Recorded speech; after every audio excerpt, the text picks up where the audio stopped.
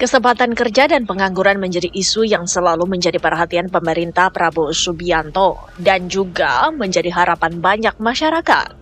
Berdasarkan data Badan Pusat Statistik, tingkat pengangguran terbuka pada Februari 2025 tercatat sebanyak 7,28 juta orang atau meningkat 1,11% dibandingkan pada Februari 2024 yang hanya 7,20 juta. Pemerintah tentu berupaya untuk menekan angka pengangguran dan membuka lapangan kerja sebanyak-banyaknya. Tak heran, kemudian setiap kali ada lowongan kerja termasuk penyelenggaraan job fair, orang berbondong-bondong dan rela mengantre demi memperoleh kesempatan bekerja. Namun sayang lowongan yang tersedia kerap kali terbatas jumlahnya dengan sejumlah persyaratan yang tak jarang membuat pelamar mengurungkan niatnya. Sebut saja syarat penampilan menarik, pembatasan usia, hingga status perkawinan. Keterampilan dan pengalaman kerja terkadang menjadi faktor kesekian untuk dilirik penerima kerja.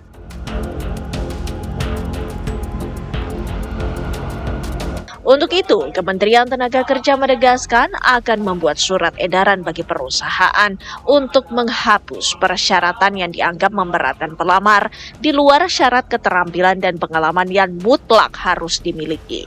Namun publik bertanya, apakah perusahaan mau mengikuti aturan yang sebatas surat edaran, bukan peraturan menteri? Mungkinkah perusahaan dalam negeri mengadopsi pola rekrutmen di negara lain yang mengutamakan skill calon tenaga kerjanya?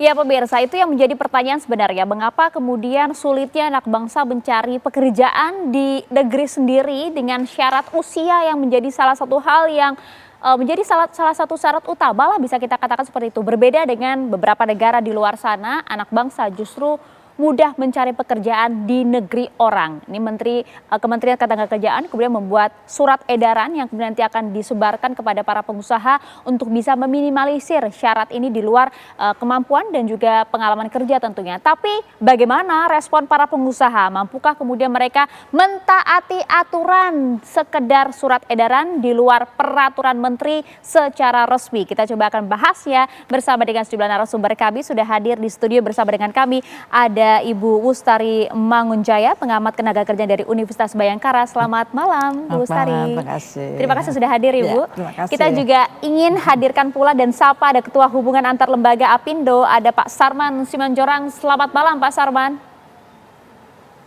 Selamat malam Maria, salam sehat dan semangat selalu.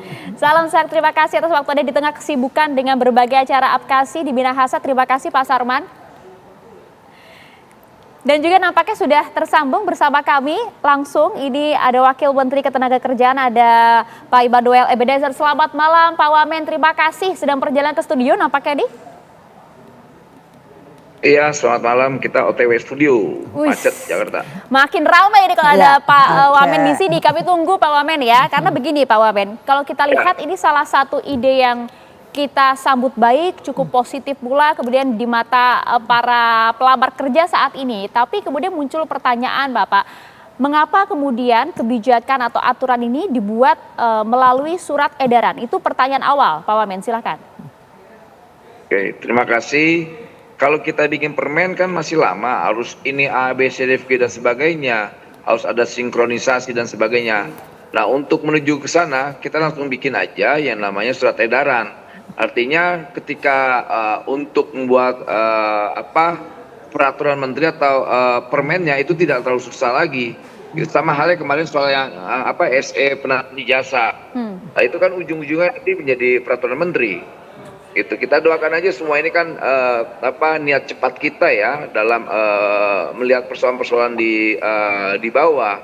Itu kemarin kan sudah ngeluarin surat edaran terkait penanaman jasa. Nah, semua udah banyak pelaku-pelaku usaha melakukan pengembalian. Ya.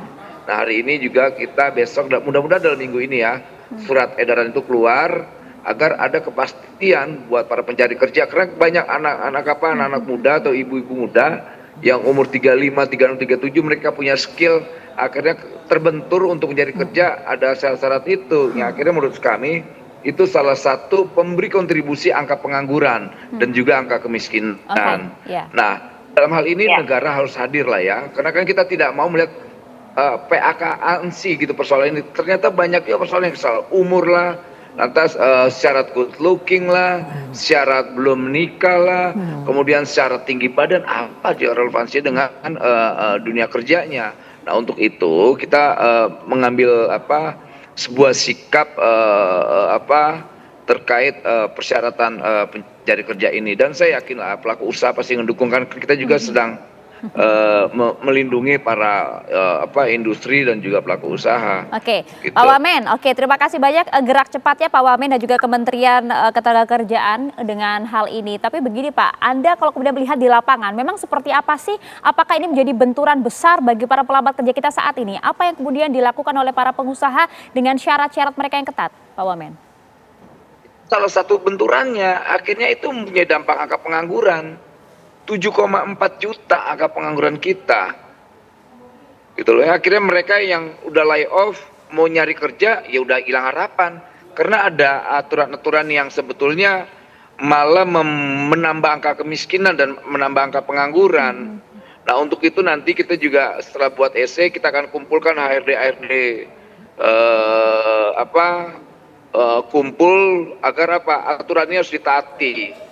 Toh ini juga kan bagus buat bangsa ini ke depan. Kita yakin lah para pengusaha juga ingin membangun negara ini lebih baik.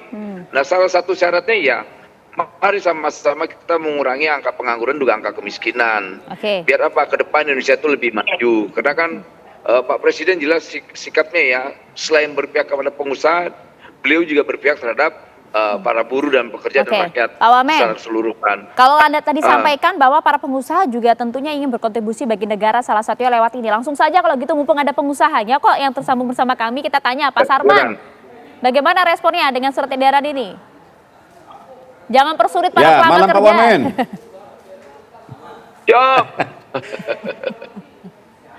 Ya, jadi gini, ya tentu memang kalau ini sesuatu yang harus dilakukan oleh pemerintah, kita dari pengusaha kalau nanti menerima surat edaran itu tentu kita akan mempelajari dan juga kita lihat apakah memang pengusaha katakanlah akan bisa menerima sesuai dengan surat edaran itu. Ya, karena kalau tujuannya adalah untuk bagaimana membuka kesempatan kerja, menurut kami sebenarnya bukan hanya karena katakanlah masalah pembatasan usia dan lain-lain. Tapi bagaimana kami dari dunia usaha sebenarnya pemerintah itu mendorong memperbanyak menciptakan lapangan-lapangan pekerjaan untuk anak-anak bangsa. Nah, kalau kita bicara mengenai katakanlah persyaratan umur biasanya ya. Nah, tentu memang begini, bahwa pengusaha itu kadang-kadang membutuhkan pekerja-pekerja yang fresh graduate. Itu awal. Itu biasanya adalah untuk kaderisasi. Yang kedua juga mereka biasanya juga pengusaha membutuhkan yang setengah-setengah berpengalaman. Ya. Kemudian ada yang berpengalaman. Kemudian ada yang memang memiliki suatu keahlian tertentu. Ya, dalam hal ini. Nah, sehingga memang itu dibutuhkan batasan-batasan usia.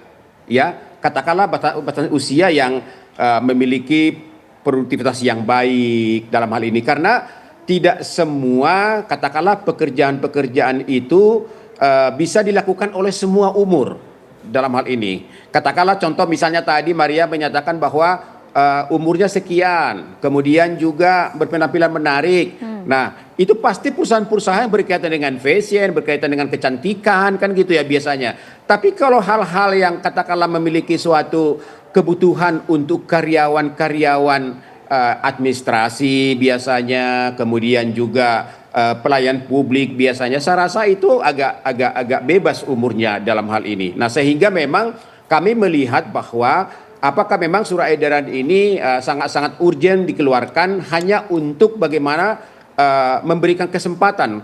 Karena kalau bagi kami melihat sebenarnya adalah bagaimana kita mampu menciptakan tenaga-tenaga kerja kita, sumber daya manusia kita yang berkualitas, yang memiliki skill, yang memiliki produktivitas, yang memiliki keahlian. Nah, sehingga kebutuhan dunia usaha dengan industri itu sesuai dengan diharapkan oleh para pekerja-pekerja dalam hal ini. Nah, sehingga kalau kami melihat sebenarnya adalah kalau ini mau dirumuskan, ya kami mohon diminta masukan-masukan dulu nih, supaya antara surat edaran ini nantinya mampu diimplementasikan oleh pengusaha-pengusaha di lapangan. Ya kalau Begitu, gitu langsung Maria. jawab aja Pak Wamen, monggo.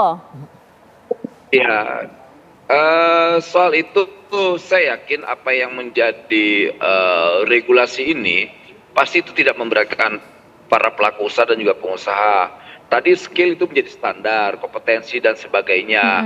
Tapi kan banyak juga kawan-kawan yang sudah umur 40, mereka punya skill, punya pengalaman dan sebagainya, ketika layoff tidak bisa mendapatkan kesempatan bekerja lagi karena ada ketentuan menjadi syarat umum di industri-industri itu, gitu yang akhirnya mereka juga hilang harapan untuk mendapatkan masa depannya dan sebagainya. Dan untuk ini kita sebagai negara harus mampu menciptakan iklim industri yang lebih baik lah, yang bersahabat. Tidak mau juga kita, nggak mungkin lah, yang jelas pasti SE ini tidak memberatkan pengusaha.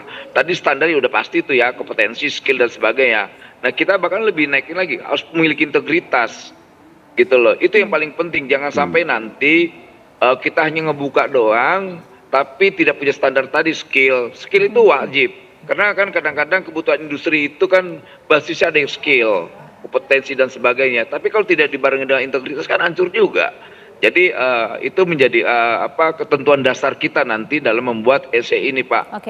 Pak Simon, Pak Sarman gitu. Jadi saya yakin banget lah 100% tidak memberatkan untuk para industri atau pelaku usaha. Kami juga kan, kita nih pemerintahan Pak Prabowo ini kan sedang gencar-gencarnya lah kita harus bersahabat dengan para pengusaha, karena dampak dari perang tarif Donald Trump kita bisa mengevaluasi dan berkaca lah. Jangan sampai kita dengan pelaku usaha ini memberatkan dengan aturan-aturan yang malah merugikan para pengusaha, kemudian izin-izin yang memberatkan. Nah, maksud saya kan ini sudah luar biasa lah ya, pemerintah Pak Prabowo itu bersahabat sekali dengan pengusaha.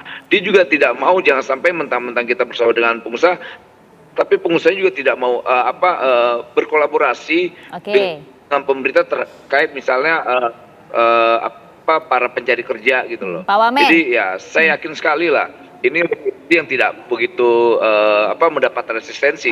Memang nanti kita akan ajak komunikasi kawan Apindo ya. Gitu. Oke Pak Wamen, artinya ini kan sebenarnya ikhtiar baik begitu ya dari pemerintah, tapi nampaknya pengusaha ya tidak menolak, tapi nampaknya juga agak maju mundur begitu ya dengan surat edaran ini. Bu Ustari menanggapinya seperti apa? Kami tahan dulu ya Bu ya, usai jeda. Sesaat lagi kami akan kembali untuk Anda pemirsa.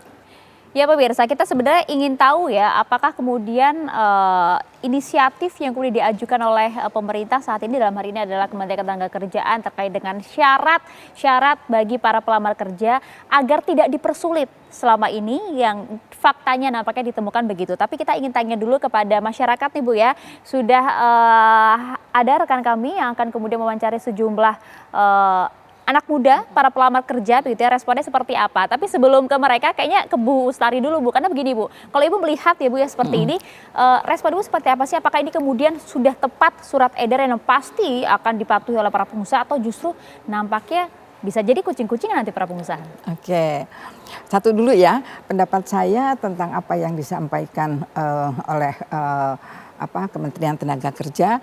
Saya rasa kalau tadi dikatakan bahwa ini adalah untuk meningkatkan peluang kerja. Kalau saya justru melihatnya ini adalah merupakan pengejawantahan dari DEI ataupun IEO, Equal Employment Opportunity, di mana kalau secara internasional itu sudah diterapkan lama, ya, dan di Indonesia itu enggak. Ya, hanya memang di sini kenapa kok barangkali dari pihak pengusaha itu ini karena mungkin satu nambahin kerjaan, ya. Oke, nanti dia harus lihat ini. Yang harus diperhatikan di sini itu adalah persyaratan boleh, as long as itu sesuai dengan persyaratan jabatan atau persyaratan kerja. Kalau memang kayak pramugari dia harus tinggi badan, boleh. Tapi kalau yang ini ya enggak, ya kan enggak perlu itu. Nah itu yang kadang-kala jadi apa istilahnya hantam kromo gitu ya semuanya. Padahal kalau tadi orang mau apa nyari supir truk, emangnya perempuan nggak bisa, ya kan? Ini juga atau kayak ada posisi waktu itu saya kebetulan juga bergerak di bidang apa namanya pencari tenaga kerja gitu ya, usia mencari ya untuk direksi udah 65 ya, saya lihat ini oke, ditanya sama waktu itu yang minta, kamu pakai usia enggak, karena memang dianya bisa. Ya udah kalau dia bisa lolos di seleksinya, bisa lolos di wawancaranya, ya monggo gitu. Makanya as long as itu sesuai dengan persyaratan jabatan. Nah, mungkin di sini ya belum ketemu nih ya antara si pengusaha sama ini, dipikirnya kalau nanti ini semua saya harus nerima orang yang udah nenek-nenek gitu ya atau apa gitu. Padahal kan kalau memangnya dia nggak punya skillsnya itu ya nggak bisa juga gitu. Artinya kan pengalaman dan juga keterampilan itu menjadi nomor betul, satu kan. betul. Tapi di luar kemudian batasan usia, batasan jenis kelamin, batasan tinggi badan, fisik Bu, itu mungkin diterapkan kan di tanah air? Saat ini saya lihat masih banyak. Ya, masih banyak dan itu sebenarnya juga belum mulai aja sudah di-cut gitu loh. Ya, mereka belum ngikutin seleksi aja udah di-cut Baru duluan. tahap screening administrasi Benar, gitu ya. udah di-cut duluan padahal kan nggak benar ya.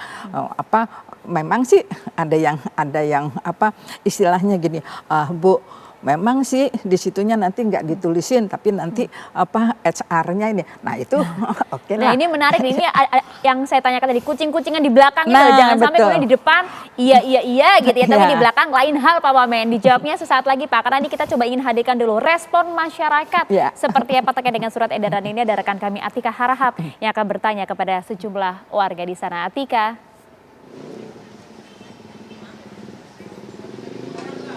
Ya, selamat malam Arya Segaf dan juga pemirsa. Memang benar sekali baru-baru ini melalui Wakil Menteri Ketenagakerjaan gitu begitu ya mengatakan bahwa akan menghapuskan syarat pelamar kerja untuk berpenampilan menarik ataupun good looking dan juga minimal usia bagi para pelamar. Hal itu disampaikan langsung oleh Wakil Ketenagakerjaan Immanuel Ebenezer pada saat menutup Job Fair 2025 beberapa hari yang lalu. Hal itu dinilai menyulitkan bagi para pencari pekerja dan juga dinilai tidak relevan untuk kompetensi yang dibutuhkan dari para calon pelamar. Hal tersebut tentunya menjadi polemik dan juga menjadi fokus bagi warga di tanah air begitu ya. Dan kami akan menanyakan langsung begitu lantas seperti apa tanggapan dari masyarakat soal minimal usia dan juga good looking bagi para pencari kerja. Selamat malam Mbak dengan Mbak siapa? Rina. Mbak Rina, maaf mengganggu sebentar ya Mbak. Ini kan disampaikan kemarin baru-baru saja dari Wakil Kementerian Ketenagakerjaan bahwa nantinya akan menghapuskan syarat good looking atau berpenampilan menarik dan juga minimal usia bagi para pencari pekerja. Hal tersebut bagaimana tanggapannya Mbak? Setuju atau tidak? Setuju banget sih. Kenapa tuh Mbak? Ya soalnya kan kita nggak pernah bisa memilih ya mau dilahirkan cantik atau ganteng gitu, dan itu saya rasa juga mendukung prinsip kesetaraan, non diskriminasi juga gitu. Yang penting sih lebih kalau menurut saya kayak kompeten sih atau punya pengalaman gitu. Karena kan dinilai ini menyulitkan juga bagi para pekerja dan juga dinilai tidak relevan begitu ya. Lantas seperti apa harapannya dari Mbak Rina sendiri pribadi begitu ya terhadap perusahaan-perusahaan yang menerapkan syarat tersebut?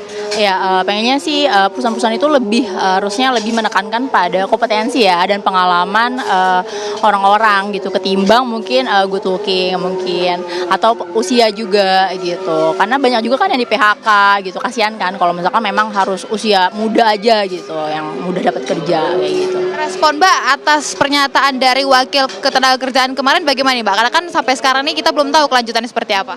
ya pengennya sih segera direalisasikan gitu ya. Siap Mbak Rina, terima kasih atas tanggapannya. Silakan melanjutkan makannya kembali. Maaf mengganggu ya Mbak.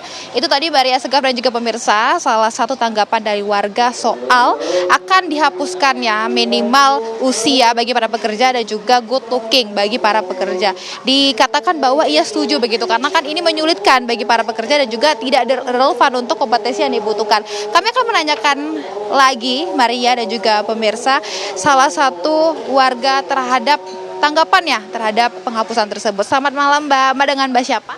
Dengan Vira. Mbak Vira, ini pekerja atau mahasiswa nih? Saya mahasiswa. Mbak, ini kan kemarin dari Wakil Kementerian Ketenagakerjaan mengatakan begitu ya, akan menghapuskan syarat good looking dan juga minimal usia bagi para pelamar pekerja. Tanggapan Mbak bagaimana nih Mbak terhadap hal tersebut? Menurut saya sih sah-sah aja ya, karena setiap perusahaan itu memiliki standarnya masing-masing, seperti kayak minimal usia, terus habis itu kayak untuk berpenampilan menarik, itu menurut saya sah-sah aja, karena di beberapa perusahaan juga harus membutuhkan kayak yang berpenampilan menarik, terus apalagi kalau bekerjanya bertemu dengan banyak orang, terus di bagian frontliner, itu menurut saya sah-sah aja. Terus untuk harapannya bagaimana nih Mbak untuk syarat tersebut terhadap perusahaan-perusahaan yang menerapkan syarat tersebut? Karena kan memang ada menjadi perbincangan kalau hal tersebut seharusnya bisa lebih dikondisikan terhadap posisi-posisi yang tertentu saja begitu untuk good looking ini Mbak. Menurut saya sih sebagai rekrutmen perusahaan seharusnya lebih terbuka dari awal, supaya para rekrutmen itu bisa lebih mempersiapkan diri aja, seperti itu. Terakhir Mbak, artinya setuju atau tidak setuju terhadap penghapusan minimal usia dan juga good looking itu bagaimana Mbak? Bisa dibilang setuju, bisa dibilang enggak sih, 50-50, karena semua orang itu butuh pekerjaan juga, tidak semua orang bisa untuk membantu perekonomian keluarganya juga, seperti itu. Terima kasih Mbak Vira, silakan melanjutkan aktivitasnya. Itu tadi Maria Segaf dan juga pemirsa, tanggapan dari masyarakat. Memang ini harapannya ada yang setuju, ada yang juga 50-50, karena tadi dikatakan juga salah satunya dari ini suara dari mahasiswa begitu ya, yang memang kita nilai nantinya suatu saat dia akan mencari pekerja gitu, dia menilai akan menjadi disesuaikan lagi begitu ya untuk para rekrutmen perusahaan, karena memang penampilan menarik dan juga minimal usia ini dapat diterapkan begitu. Namun memang melihat posisinya, kemudian tadi juga tanggapan dari salah satu masyarakat dikatakan bahwa ia setuju begitu, karena tidak memungkiri begitu usia aktif dan juga berpenampilan menarik ini diperlukan untuk perusahaan, karena memang akan bertemu dengan banyaknya klien dari perusahaan tersebut. Sementara demikian, Maria Segaf kembali ke studio. Terima kasih Atika Harahap, tadi sudah mewawancarai dua warga, Rida dan juga Vira, atas waktu Anda. Terima kasih Atika.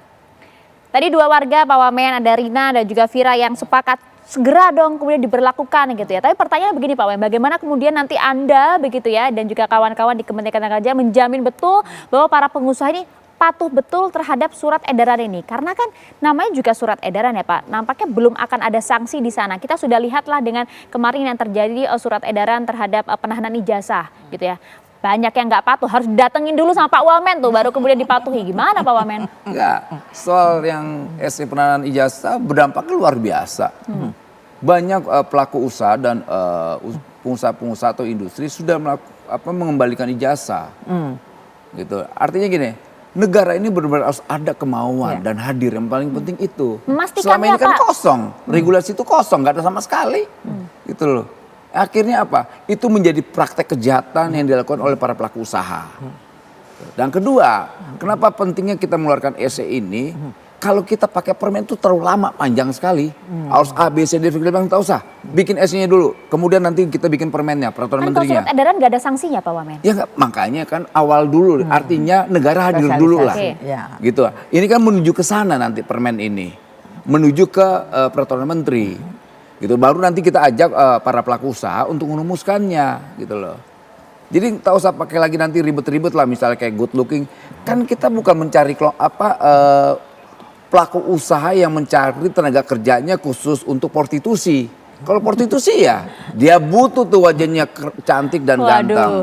Kemudian misalnya industri penerbangan butuh itu tinggi badan, ganteng, cantik, iya. Lantas pelaku usaha khusus industri kecantikan, iya butuh itu. Tapi tadi Lalu Mas Sarman bagaimana bilang kok- pabrik dan lain-lainnya? Tapi tadi Pak Sarman bilang kok nampaknya sekarang kan sudah sesuai dengan kebutuhan pekerjaannya seperti dengan pramugari atau di dunia fashion dan lain-lain. Kalau Anda Tapi lihat, prakteknya syarat itu digunakan oleh semua para pelaku usaha, itu yang tidak baik. Makanya kita pakai negara ini nih, jangan lu lakuin ini, gitu. Tak usah para pelaku usaha atau pengusaha jangan ini, standarnya pemerintah.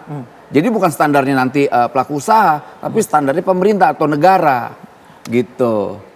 Itu namanya negara hadir.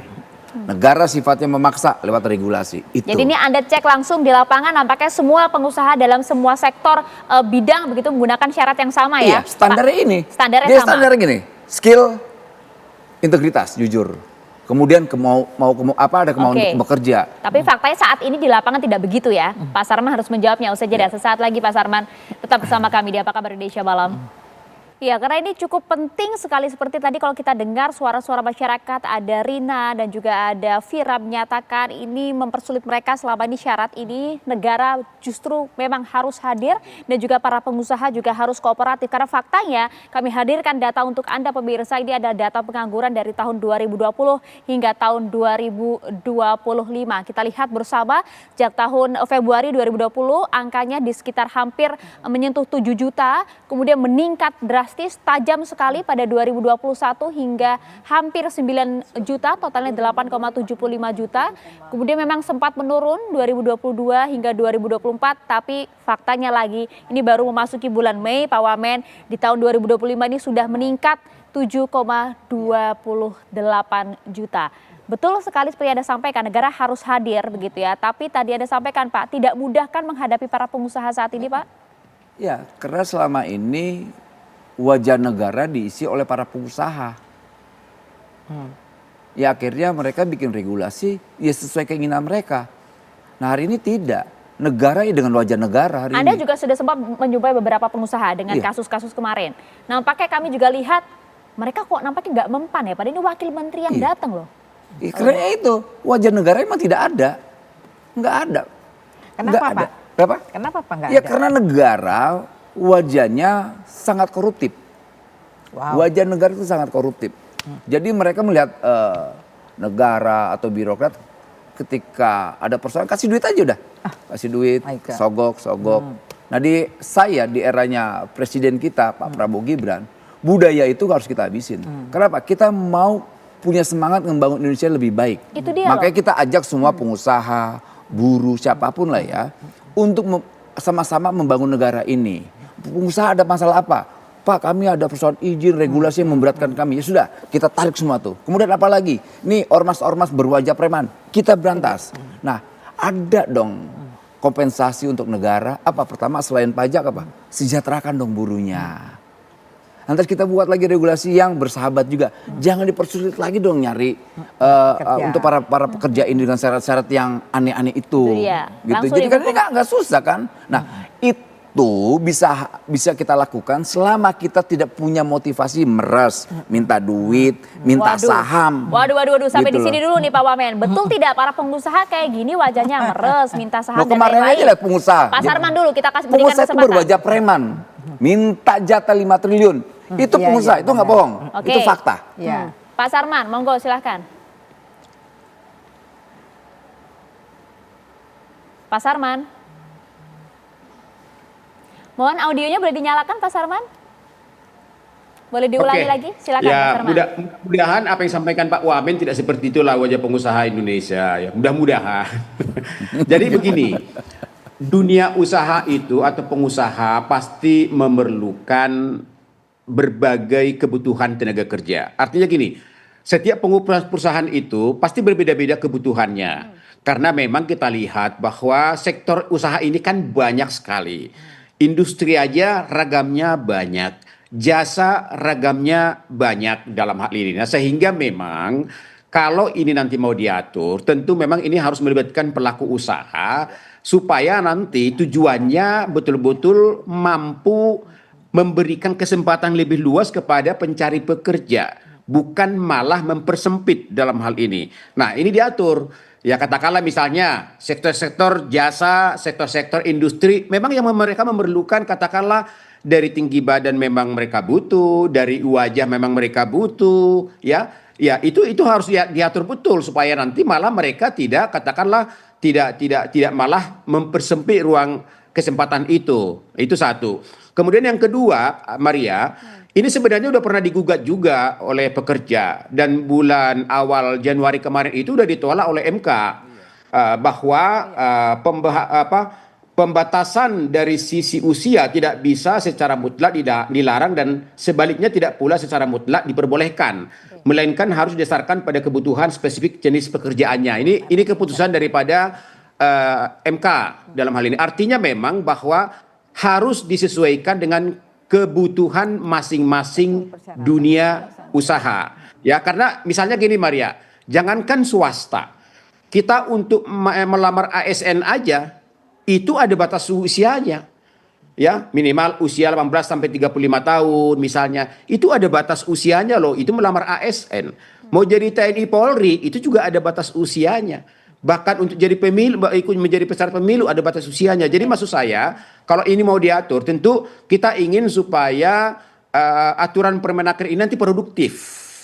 Artinya kita atur sektor-sektor tertentu yang berpeluang untuk katakanlah memperlakukan itu gitu loh. Jadi supaya apa? Supaya betul-betul Permenaker ini nantinya mampu menjawab apa yang disampaikan oleh Pak Wamenaker tadi, yaitu agar kesempatan itu terbuka lebar untuk semuanya. Itu. Contoh kasus misalnya gini Pak Wamen, katakanlah kami pengusaha hanya butuh 10 orang, yang melamar 1.000. Nah tentu ini juga kan menjadi tantangan bagi kami dalam hal ini. Ya, bagaimana menyeleksi sampai 1.000 itu menjadi kos juga bagi pengusaha. Nah ini contoh-contoh kasus ke depan yang ini harus kita jawab dalam peraturan menteri nanti akan dibuat oleh pemerintah dalam hal ini. Karena bagi kami sebenarnya tujuannya adalah bagaimana memperbanyak kesempatan kerja, katakanlah seperti job fair misalnya, itu sangat bagus sekali. Ini job fair ini kita dorong lebih banyak lagi. Bagaimana misalnya program pemerintah, katakanlah akan mendirikan koperasi Merah Putih 80.000 desa, itu pasti memerlukan lapangan pekerjaan. Akan membentuk juga yang namanya makan bergizi gratis. Pak Wamen ingin menanggapi Pak Sarman, boleh Pak Sarman? Silakan. Ya, gini Pak Sarman, kalau dibilang kenapa TNI Polri, itu beda, itu buat keamanan negara. ASN juga tadi ASN juga buat keamanan negara.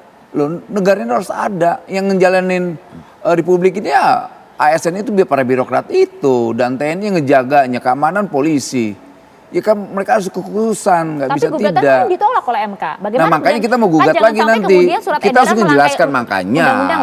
Nanti ada, pokoknya prinsipnya regulasi ini bukan untuk memberatkan para pengusaha dan pelaku usaha.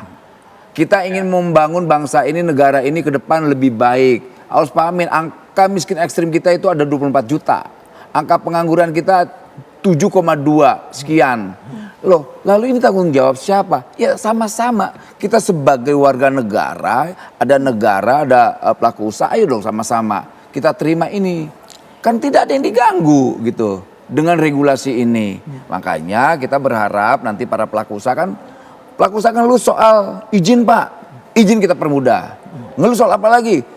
Pak, peraturan-peraturan yang regulasi yang kira ini kita ringankan. Pak, preman-preman, ormas-ormas berwajah preman. Kita ini. Selama ini diajak komunikasi nggak Pak Sarman sama Kementerian Ketenagakerjaan? Komunikasi? Oh aktif diajak. Mungkin kalau saya bisa ini kan. Oke kan jangan sampai kemudian surat edaran ini keluar nanti Pak Wamennya yang capek sidak sana sini Pak Wamen. Bagaimana kemudian para pengusaha ini patuh walaupun ini juga sebatas surat edaran. Jangan didatengin dulu baru pengusaha kemudian kita ini punya semangat patriotik kok. Saya nggak khawatir soal itu. Saya nggak khawatir. Mereka hanya butuh kepastian hukum. Jangan regulasi atau hukum hanya menguntungkan satu pihak atau kelompok. Mereka mau ngelihat nih kepentingan siapa biasanya gitu. Oh, nah kalau kita jelaskan ini kepentingan negara kita, republik ini, dan mereka saya kan nggak mungkin ada resistensi lah. Kecuali ketika kita buat aturan, mereka pasti tahu nih, mereka kaji nih. Oh, aturannya buat nguntungin yang ini. Pasti mereka melakukan penolakan. Oke, Bu Bustari. Gitu loh. Oke, enggak. Kalau saya melihat tadi apa yang dikatakan Pak Wamen maupun Pak Sarman, bahwa sebenarnya ada titik temunya, ya dalam artian tadi dikatakan bahwa oke, kalau untuk jabatan tertentu, pekerjaan tertentu, boleh. Ya, ada misalnya good looking gitu ya. Nah, tapi kalau jangan dibuat hantam promo, generalisasi Tapi kan semuanya maunya Pak Wamen begitu. Maunya pemerintah enggak, begitu. Pak Wamen juga tadi mengatakan kalau untuk tugas tertentu, ya. Kan gini, ya, jadi regulasi itu harus menjadi standar kita, gitu. Nah, hari ini kan tidak ada. Jadi pelaku usaha itu atau pengusaha, ya bikin aja semaunya mereka. Kenapa regulasi nggak ada?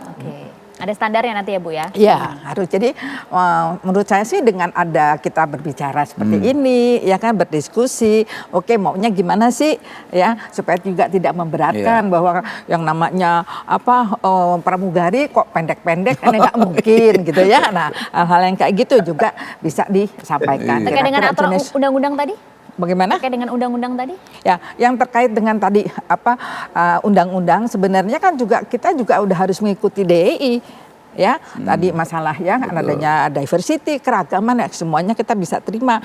Yang sekarang ini ya sorry to say, kadangkala gender itu juga ya menjadi masalah. Masalah menikah tidak menikah juga jadi masalah. Padahal kalau sejauh orang bisa melakukannya, kenapa tidak? Gitu ya. Bahkan disabilitas tertentu sebenarnya juga nggak apa-apa. Negara gitu. sudah memberi ruang buat kawan-kawan disabilitas. Jadi itunya mungkin kita lebih sit and talk deh ya sama pengusaha supaya tahu gimana sih sebenarnya worried-nya ya para pengusaha. Kalau Ibu dan melihat sebenarnya maksudnya ketakutannya apa sih para pengusaha ini? takutnya satu, nanti kebanyakan semua pada ngelamar ya. Jadi nggak chaos, terus kemudian juga biayanya jadi lebih banyak kalau untuk seleksi ya kan, itu juga kerjaan ya. Mereka juga nggak mau, kalau bisa langsung aja deh dari rekrutmen udah langsung dapat, padahal kan nggak begitu. Oke, banyak juga yang bilang memang para pengusaha ini maunya yang fresh graduate aja nih, yang bisa dibayar murah. Ada yang bilang gitu bisa tuh, Bu. begitu juga. Emang begitu ya? modusnya. Bisa begitu. Modusnya begitu. Pengusaha-pengusaha yang nakal ya, tapi ya nakal ya. Bukan Pak Sarman pasti ya? Bukan, di Apindo itu bagus-bagus. Bagus. Kalau yang banyak pelaku usaha nakal banyak. Tapi yang di Apindo enggak. Di anggota Pak Sarman tuh bagus-bagus. Kita kan ngecek semua. Oke, tapi bagaimana Pak Sarman Anda melihat hal ini? Memang banyak loh ternyata para pengusaha yang modus-modusnya ada aja. Akal-akalan di belakang ada saja Pak Sarman. Ya artinya gini, itulah mungkin yang perlu diatur nantinya dalam Permenaker yang akan kita buat bersama. Makanya kami sangat berharap nantinya Pak Wamen supaya nanti juga kami dilibatkan atau diminta masukan ya, supaya produktif di lapangan untuk mengantisipasi ya apa yang dikhawatirkan oleh Pak Wamen tadi. Jadi ya kita nggak tahu, kita kan dari Apindo juga kan nggak mungkin juga bisa melihat semuanya. Tapi siapa tahu Pak Wamenaker melihat ada praktik-praktik seperti itu, ya kita bikinlah aturan-aturan, tapi juga jangan yang kaku gitu loh. Jangan sampai mempersempit ruang itu. Tapi bagaimana jangan sampai ada diskriminasi lah dalam hal ini. Di luar tadi kebutuhan-kebutuhan tertentu tadi. Kalau memang itu kesempatan bisa, kenapa enggak? Karena Maria bagi pengusaha juga jangankan yang batas usia, yang penyandang disabilitas juga dipekerjakan kok dalam hal ini kan. Itu juga sudah merupakan bagian daripada amanat undang-undang pemerintah dalam hal ini. Nah sehingga memang kami sangat berharap bahwa masalah pengangguran ini tugas kita bersama. Pemerintah membuat regulasi yang baik, pengusaha menjalankan dengan baik, sehingga kita harapkan bahwa lowongan pekerjaan semakin banyak, angka pengangguran semakin menurun, angka kemiskinan semakin menurun, sehingga kita harapkan nanti akan bisa memberikan kontribusi terhadap pertumbuhan ekonomi kita yang lebih baik gitu. Semangatnya udah sama ini. Ini usaha itu kan sederhana. Ya udah kami usaha, jangan diganggu usaha kami, jangan diperas-peras, jangan dibikin regulasi yang memberatkan. Kemudian dan lain-lain lah. Makanya hari ini negara itu hadir untuk para pelaku usaha dan kita juga berharap pelaku usaha bisa menjaga yang namanya kesejahteraan buruhnya dan pekerjanya, kan imbang kan. Nah itulah tugas negara. Nah kenapa saya selalu menyampaikan negara itu harus hadir. Bentuk hadirannya apa? Dengan regulasi. Tapi Kenapa ini negara harus yakin ini memaksa? pasti akan dijadikan peraturan menteri kan? Tidak hanya Iya, sebatas surat edaran itu nanti kan? ujungnya menjadi permen. Oke. Dan semua yang sifatnya SE ini itu akan menjadi peraturan menteri, permen semua. Ya, yang penting juga ditanyakan Pak Sarman, singkat saja dijawabnya Pak Sarman. Jika ini kemudian nanti surat edarannya akan diberlakukan, bagaimana meyakinkan para pengusaha dan meyakinkan negara, begitu Pak Sarman, Anda akan mematuhi surat edaran ini meskipun betul. tidak ada sanksi di sana? Ya, tentu kan surat edaran ini baru warning dari Pak Wamen. Artinya surat edaran ini mengisyaratkan bahwa akan ada nantinya peraturan Menteri Tenaga Kerja yang nanti mengikat dan ada sanksi dalam hal ini. Tentu kami dari pengusaha akan mempelajari, akan menerima, walaupun ini masih bersifat himbauan. Karena kan mungkin lebih teknis tidak ada di sana. Tapi nanti kalau di Permenaker pasti akan lebih teknis lagi gitu loh. Mungkin akan kita buatkan bagaimana sektor-sektor A, B, C, D, E, jasa tertentu A, B, dan C misalnya yang boleh dan yang tidak. Ya nanti kita sampaikan di sana. Kalau surat edaran ini kan baru ya satu lembar kan. Artinya baru sifatnya himbauan dalam hal ini gitu. Oke, meskipun himbauan tapi Apindo akan patuh ya? Oh iya, iya. Oke. Kita akan laksanakan. Nah, sudah kami pegang itu ya, kami Ya, akan kita laksanakan. pegang. Ini nanti bisa dijadikan bahan sama Ya. Pak Wamen kalau sidak-sidak ya. Semoga sesuai dengan apa yang tentu disampaikan. Gini, Maria, dengan catatan tentu memang kita sangat berharap bahwa pemerintah juga harus betul-betul concern bagaimana kita menciptakan SDM pekerja-pekerja kita yang produktif, SDM unggul, yang memiliki produktivitas. kompetensi, yang memiliki skill yang baik, Ya. sehingga kebutuhan dunia usaha, kebutuhan daripada jasa ya. industri kita sesuai dengan diharapkan dengan ketersediaan lapangan pekerjaan Yes. oleh para calon pekerja kita. Sepakat. Terima kasih Setuju. banyak Pak Sepakat. Wamen atas Ya, waktu yang terima bersama kasih. kami, Bu Ustadi. Ya, Terima terima kasih Pak kasih. Sarman. Terima kasih selamat melanjutkan kegiatan Pak Sarman, apasinya di terima kasih. Minahasa. Ya. Salam untuk rekan-rekan di sana. Dan itu tadi dialog kami, Tiara.